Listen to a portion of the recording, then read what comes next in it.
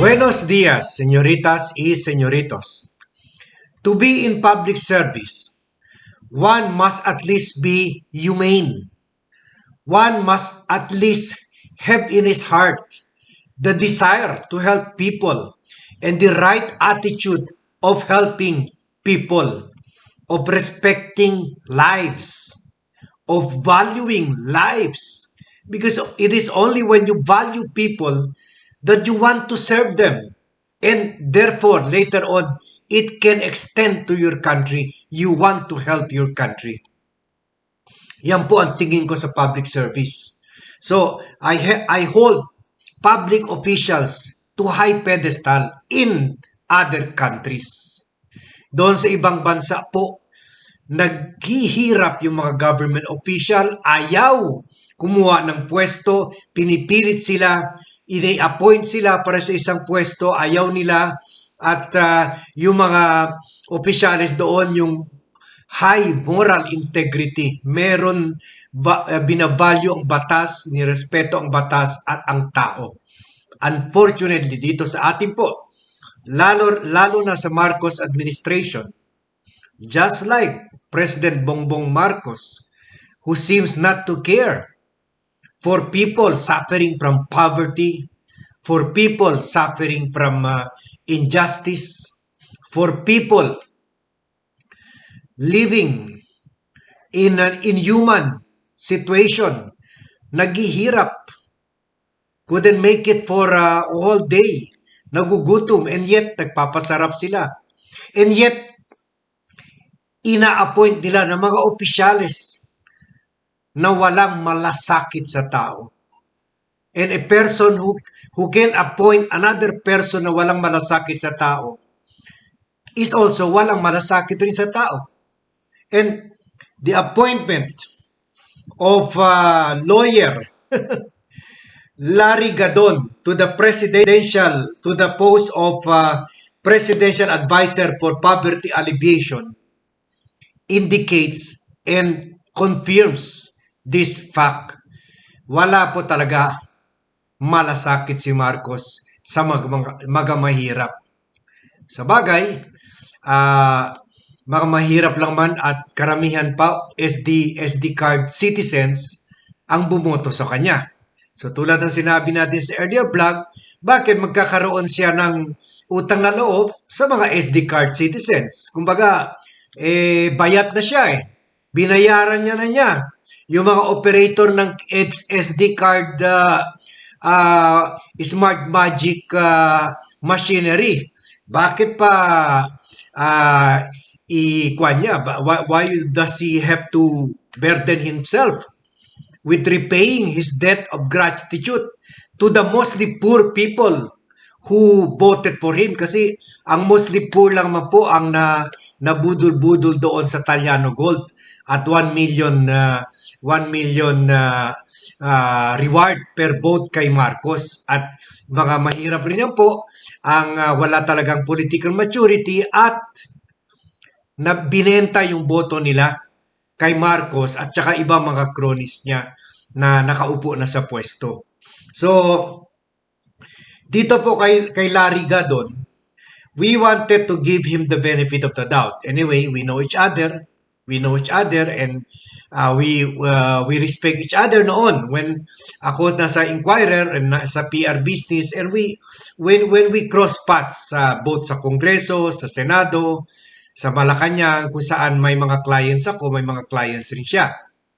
Pero his action recently, kung saan in-interview siya ng TV5 or 1PH ng Channel 5, really shows na he really doesn't have that basic fact na sinabi natin government officials must have.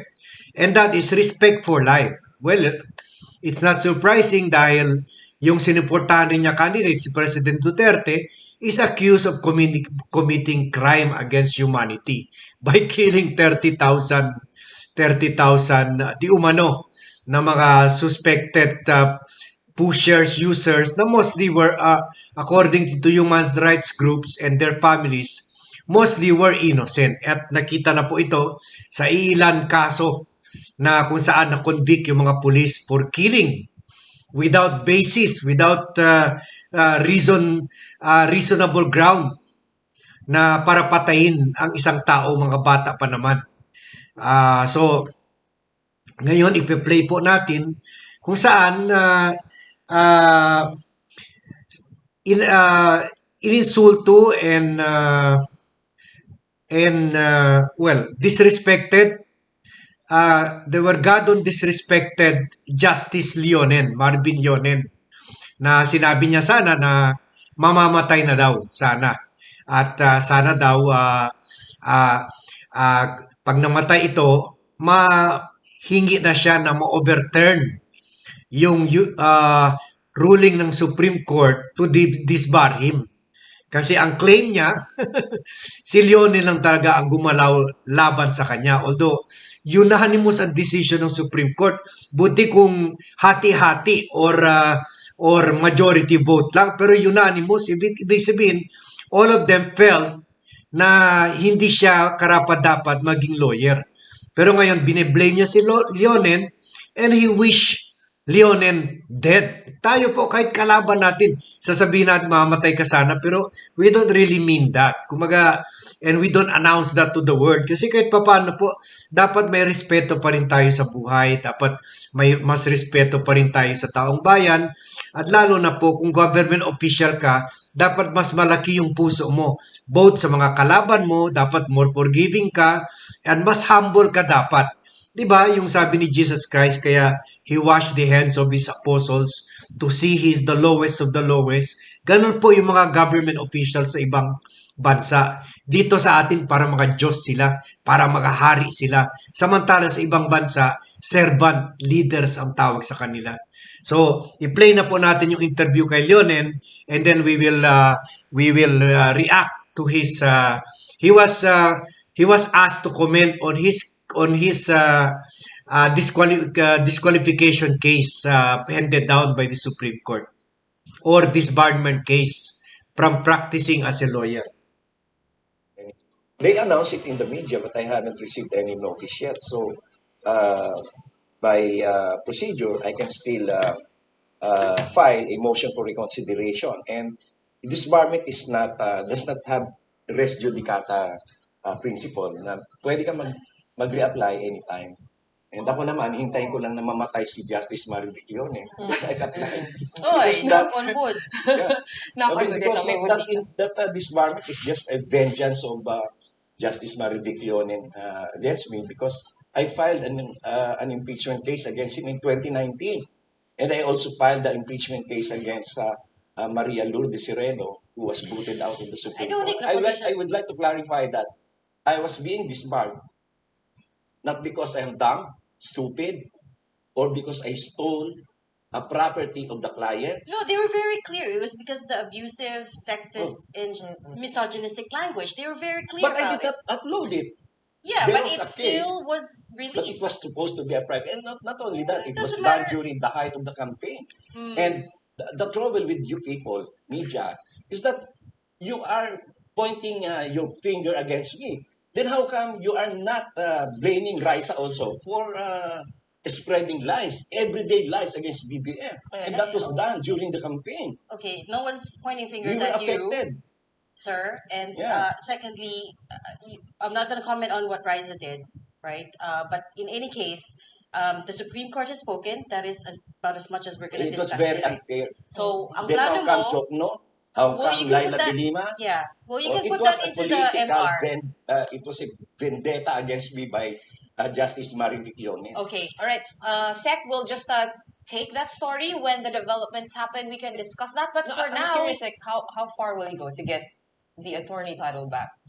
Madali lang naman yun eh. Pag namatay si Leonen, di mag-file ako ng motion for reconsideration. okay, we'll leave it at that. Siya lang naman na may kagagawa nun eh. Right, Sec. Pero ano kasi, ito yung... Naghihiganti. In fact, some people in the Supreme Court actually called me up before the day it was issued on the media. They were convincing me to tell BBM, President BBM, to call the Supreme Court to withhold the issuance of that disbarment. Because they probably wanted to trade something for me. Uh, Okay guys, ang daming implication nito.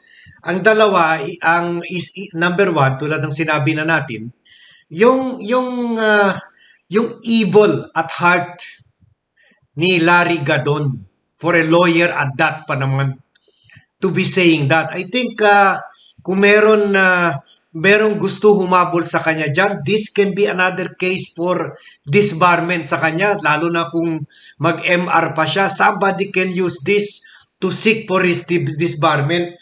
Kasi mali po yung sinasabi niya na well, of course, meron nag-file sa kanya ring kaso for another disbarment case si Leonen, pero yung kaso niya emanated talaga yung mga sexist remarks niya, yung paninira sa pagkababae ni Raisa Robles. Meron naman tayo Bausi law, very strict nga, when you protect and respect women. Pero ito, paano ka maging effective as head of the poverty alleviation body kung hindi mo nirespeto ang mga kababaihan? Most of the time, mga kababaihan ang most vulnerable miyembro ng sosyedad. Kaya nga meron tayo Bausi law to protect women and children. Wala nga tayo law to protect male. Wala. Meron tayo general law for everybody and a special law simply to protect women. Violence against women and children. And yet, how can you be an effective anti-poverty advisor of the president if there is only venom in your mouth and you cannot respect the most vulnerable citizens of the country, the women and the children? So ito po yun sa pagbabastos niya kay journalist Raisa Robles ang napadiin sa kanyang, sabi nga ng Supreme Court, and as I said before, voting unanimously. Wala nga nag-oppose, wala ni isa, na very scandalous, indisputably scandalous that it discredits the legal profession. So yung legal profession nasisira dahil sa kanya. So, to the same effect, in the same way, nakikita rin natin, his being there sa Marcos administration also discredits the Marcos administration. Pero wala naman na mukhang wala rin paki si Marcos sa integrity ng gobyerno niya. So, it's not yung kaso niya kay Marvic Leonen ang may problema. At sabi nga ng korte when it handed down his disbarment, ang dami niyang kaso. That's why all of this taken together really show na he doesn't deserve to be a lawyer. Ang dami niya, mga more than 10 cases ata na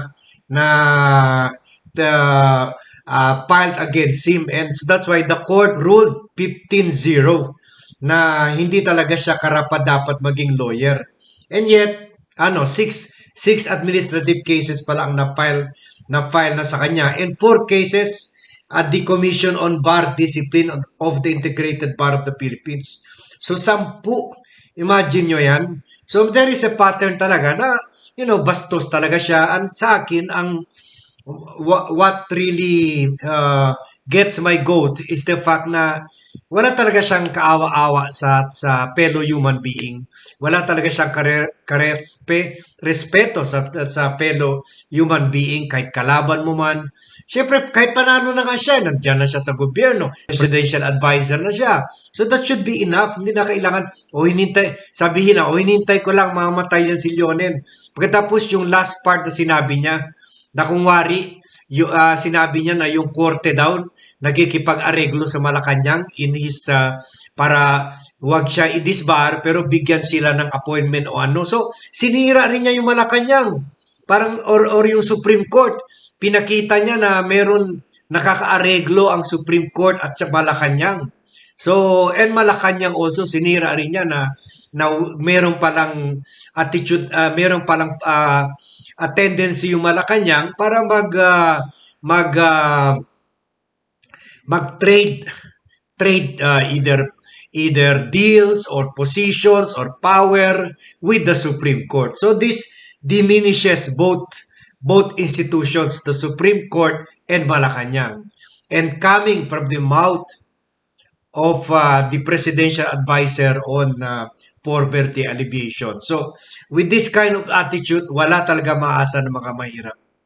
Pero siguro, on the one hand, siguro, karma na rin ito sa mga bumoto. Kaso lang, paano naman yung mga mahirap na hindi bumoto kay Marcos? Maghihirap talaga sila. So, wala na tayong magawa dito. But remember this, when you go out and vote in the 2015 and 2025 and 2028 elections, vote for the right leaders. Kilatisin nyo talaga yung mga kandidato na vote for those who are likely to vote and to put in government. Mga like-minded officials, at least those who have the country and the people at heart. Because we really don't see it in President Bongbong Marcos and Larry Gadon, among others. So thank you very much for watching. Please share this vlog so people will know what to do during the coming elections. And don't forget to tell your friends to subscribe to the Vlogcaster Armadin YouTube channel. Thank you for watching and see you in my next vlog.